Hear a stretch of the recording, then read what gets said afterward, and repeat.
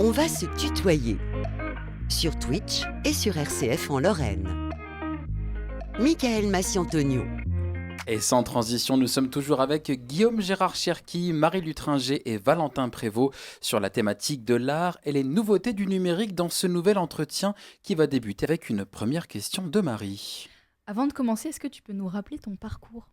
Alors, mon parcours, j'ai fait un master en communication et marketing. J'ai fait des clips, des pochettes d'albums et à un moment donné, ça m'animait plus. Du coup, je suis passé à la peinture, quoi. Et quel est ton rapport à l'art à titre personnel ? Waouh. C'est ma passion, mais c'est aussi mon travail. Du coup, j'ai un autre rapport à ça, vu que le facteur argent est rentré en considération. Je dirais comme un travail normal, en fait.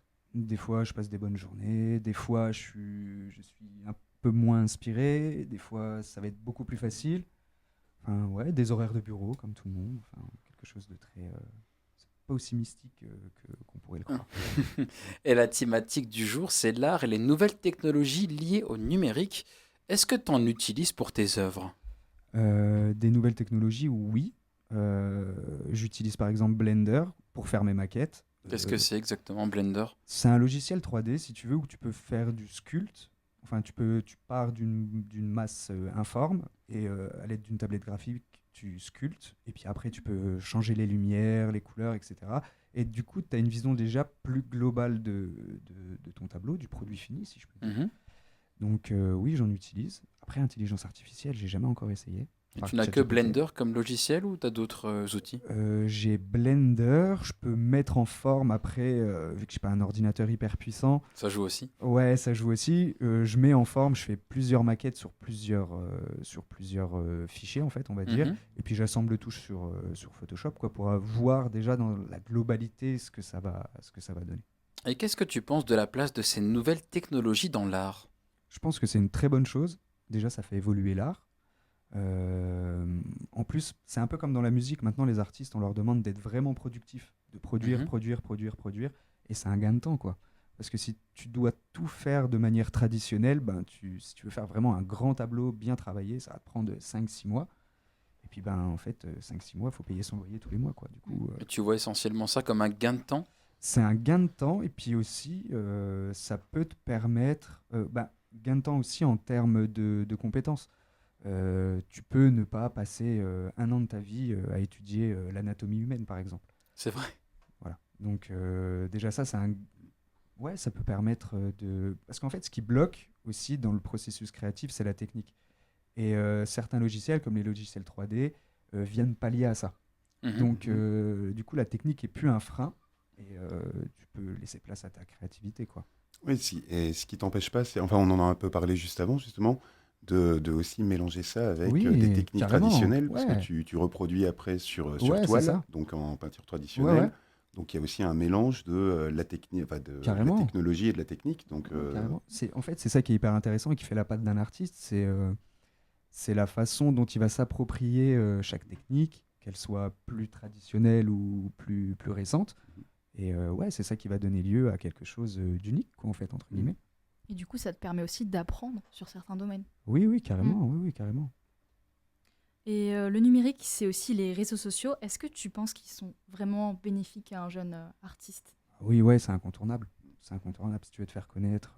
Avant, à l'ancienne, je pense, tu devais monter sur Paris, dans des grandes villes, pour rencontrer des grands galeristes, des producteurs dans la musique, etc. Maintenant, tu peux habiter dans un village de 500 habitants, perdu dans je ne sais quelle région. Si tu es bon dans ce que tu fais et que tu sais utiliser les réseaux sociaux, tu peux être vu par n'importe qui, en fait. Ça t'a beaucoup apporté, toi, à titre perso, au début ? Oui, énormément. Et tu es encore très présent, au final ? J'essaye, mais c'est difficile de créer du contenu intéressant parce que, en fait, je suis dans un marché de niche, du coup, tous les peintres font un peu pareil. Les mêmes réels, les mêmes posts Instagram, etc. Et du coup, se démarquer, être créatif aussi dans sa manière de communiquer, dans son marketing, c'est quelque chose qui est... je suis moins fort là-dedans que... Tu dois aussi t'adapter à la culture du swipe. Les personnes swipent rapidement les différents Reels Instagram. Donc, c'est aussi compliqué. La culture de l'instantanéité, pardon. Exactement. Dans le sens où les gens consomment. C'est comme quand on écoute un album. Maintenant, on l'a sur on Deezer. l'écoute d'une oreille un peu comme un podcast, ou est-ce qu'on s'y consacre vraiment effectivement, Tu écoutes les 10 premières secondes, après tu passes aux 30 dernières. Enfin, il n'y a pas de détails comme avant, quoi. Et dans la peinture, c'est exactement pareil. Exactement. Et comment on pourrait se démarquer selon toi? Waouh, vaste question. Je me démarque pas par mes méthodes de communication. Oui. C'est plus par mon style.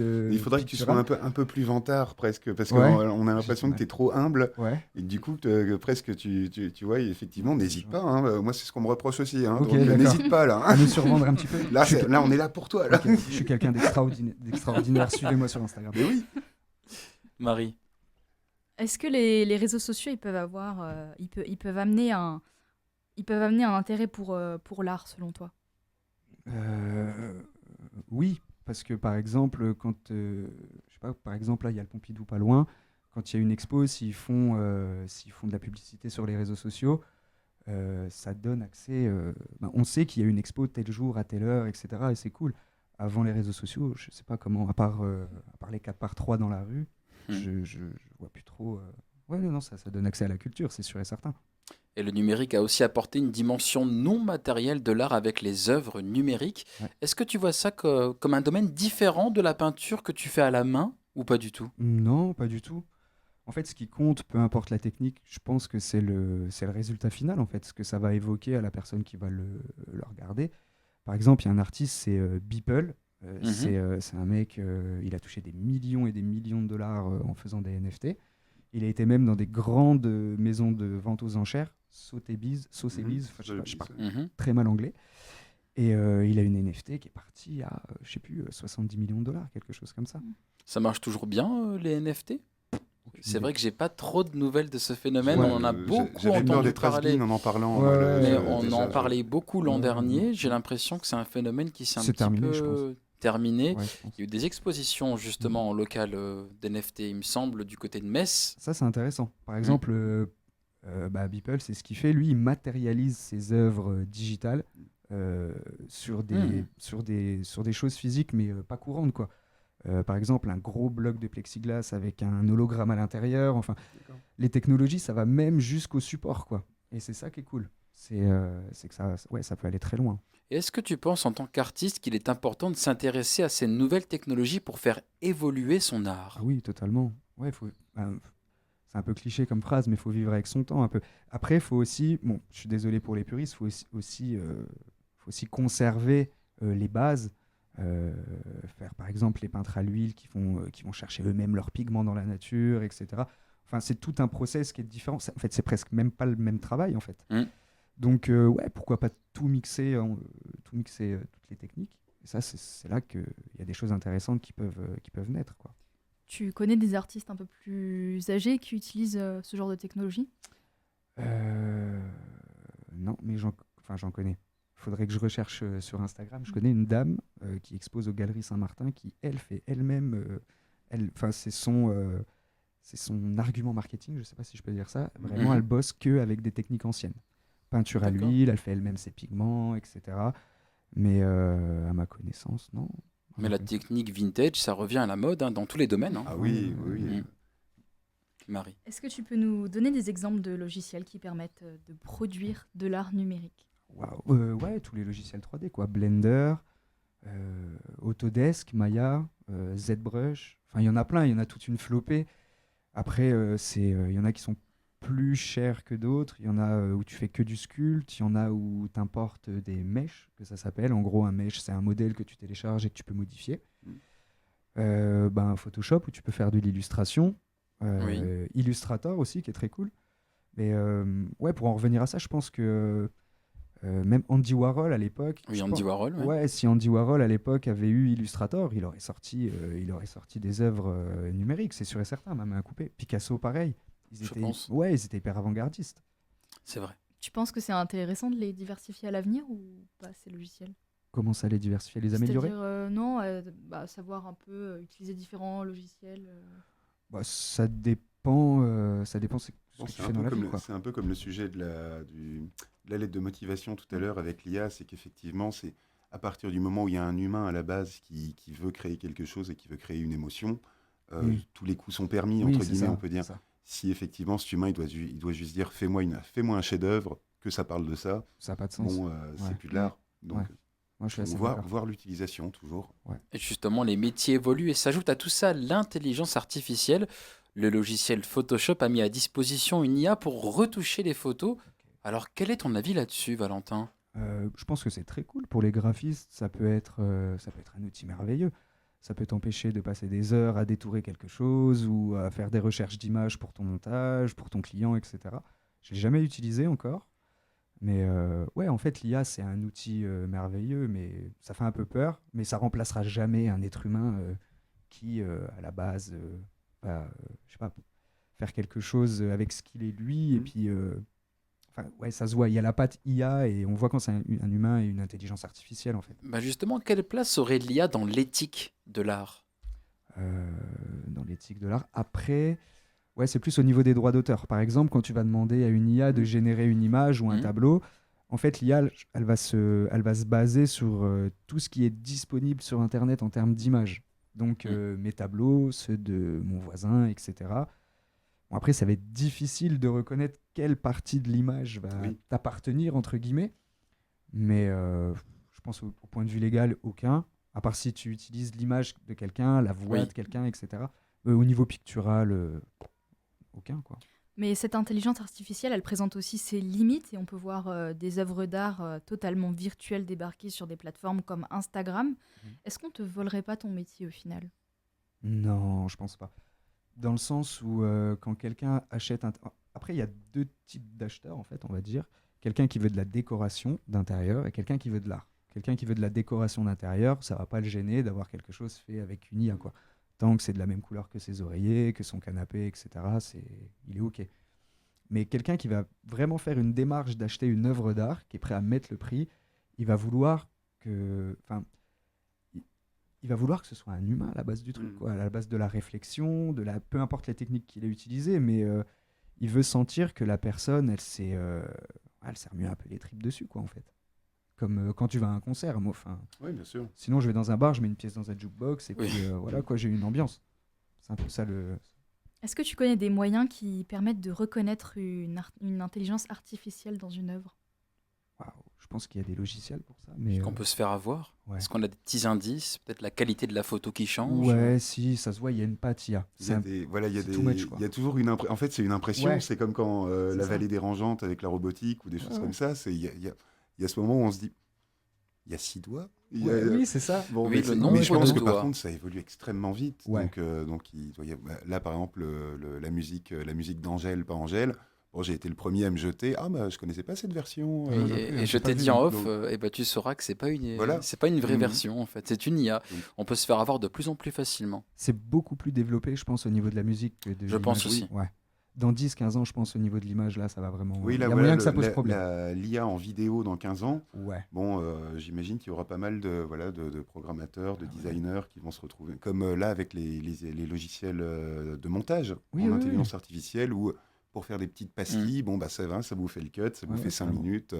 Bon, bah, y a plein de monteurs qui se font peut-être déjà voler leur travail, parce qu'un YouTuber qui se lance, bon, il n'a pas de quoi payer un monteur pour faire des petites pastilles sur Instagram, quoi. Ah, c'est ça, c'est à la fois utile et en même temps, les personnes les monteurs qui demandent un prix élevé pour, par exemple, je dis un clip ou quelque chose comme ça, c'est pas les petits youtubeurs qui commencent, c'est pas leur client cible. Donc en fait, au final, pour le moment, à l'état où ça en est, ça arrange un peu tout le monde. C'est vrai, je pense. Voilà, c'est un outil. Peut être cool, toujours à utiliser avec intelligence. Ouais, c'est ça. Exactement. On peut tuer quelqu'un avec un marteau. C'est fait pour faire des clous, normalement. Mais Valentin, est-ce que selon toi, les phénomènes comme les œuvres générées justement par une IA ne sont que de passage ? Est-ce qu'on peut imaginer une législation, peut-être des IA arriver, et voir toutes ces œuvres fictives disparaître des réseaux ? Faudrait que ce soit contrôlé.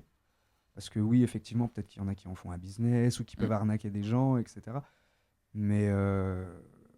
comme tout, ça doit être contrôlé. Mais là, pour l'instant, je vois pas... moi, dans ma profession, je vois pas comment ça pourrait interférer avec... comment ça pourrait faire se renverser le marché de l'art, quoi.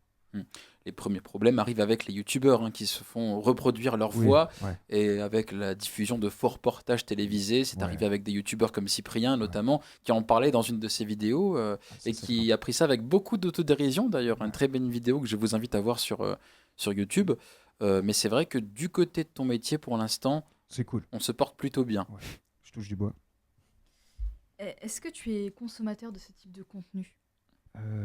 Les IA non, pas trop, mais j'en vois défiler des publicités.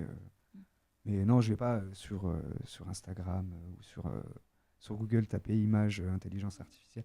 Quand j'ai besoin d'images de référence, je vais sur Adobe Stock. Par exemple, je sais pas, je veux faire un tigre.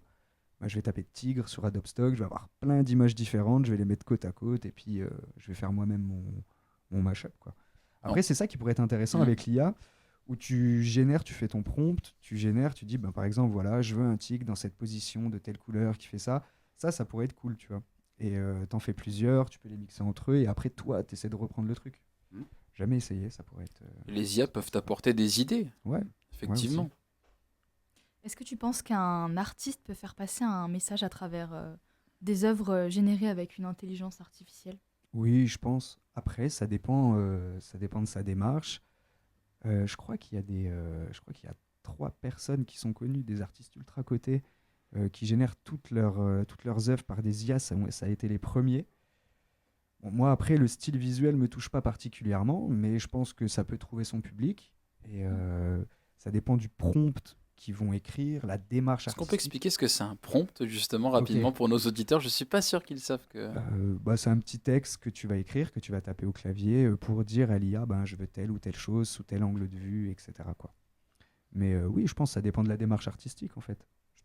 Tu peux dire tout un tas de choses avec tout un tas d'outils. Et tu penses que ça peut être accessible à tout type de public ? Ça peut intéresser Oui, ça peut... par exemple, je sais pas... demain, tu veux une nouvelle déco pour ton appartement. Tu trouves un imprimeur, tu vas sur une IA, tu dis génère-moi une image, je sais pas, de cerisier japonais, parce que tu as des plaids roses qui te plaisent.